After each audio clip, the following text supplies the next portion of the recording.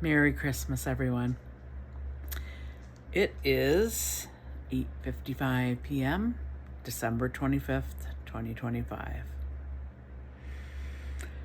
Oh my, how life has progressed in the last year.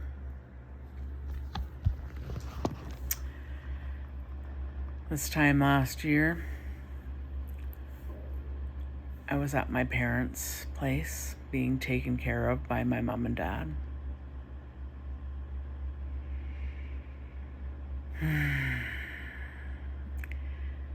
In the wake of losing my husband on December 12th, 2024.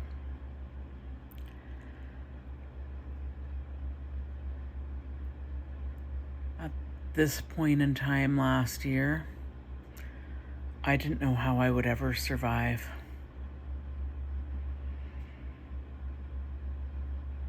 This has been, bar none, the worst year of my life. But a year ago, I was being taken care of by my parents, and I do not in any way underestimate how special it is to have my parents there to take care of me when I was 55 years old.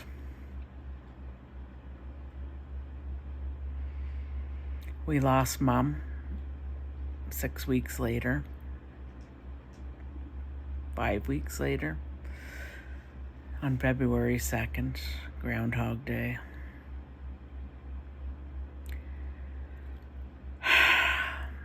God, I miss her so much.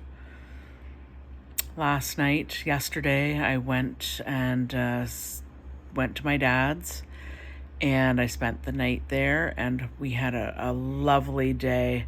We went to my brother Roger's house, we were there with him and his wife Chrissy, her mom Pat, and my niece Campbell. Watched Campbell open all her gifts, and Chrissy made us a lovely Christmas breakfast, as she does every year. Last year was my first time attending, and Mom was there. And this year it was me and Dad. And it was just nice to be there with family. Yeah, really nice to see Campbell opening all her presents. She's 12, but with the Down syndrome, she still has the joy of a 6-year-old opening her gifts, and it's so nice to see. It's really, really very special. We had a nice day, went back to Dad's for a while, and I was going to stay overnight tonight, but my dad said it's going to be freezing rain in the morning. You should probably go home tonight instead, and he was right. So got home, and me and Kevin, the dog, came home, and we've just had a lovely evening. Been watching Christmas movies, watching It's a Wonderful Life right now, which Mark and I watched every Christmas together, usually on Christmas Eve or Christmas night. And that was our tradition, and I will 100% keep up that tradition for sure. I really, really miss him, but I'm in such a better place emotionally than I was a year ago. All of this year, really. In the fall, I made a concerted effort to take a step back from work, and I left work. And I knew I needed some downtime. And then the universe is so weird, right? Like, just when you're thinking, I need downtime, well, then it just comes in and says, yeah, you're not getting any more downtime. You need to do this new thing over here. There was a job that came up that was a perfectly fitted job for me, a contract job for 8 months in Toronto, because I would never move to Toronto, but could I go and work there for 8 months. Well, sure, I could figure out how to make that work, right? So I tossed my hat in the ring, and yeah, you figured it out. I got the job. I started it a week and a half before Christmas, scrambling to find places to stay. A very incredibly generous coworker. Oh, sorry, it's 9 o'clock and I'm ready for bed. Heard that I needed a place to stay, and she said, well, I'm going to be in Florida for a month. Stay at my place. Beautiful condo, in a wonderful location, 20 minutes from the office. How could I say no, really? So I had been staying there, and I'll be going there right after Christmas. And again, another, I don't know, I don't want to say miracle, but the stars aligning, I guess. Friends of friends redid their basement, renovated it into a granny suite / 1-bedroom apartment.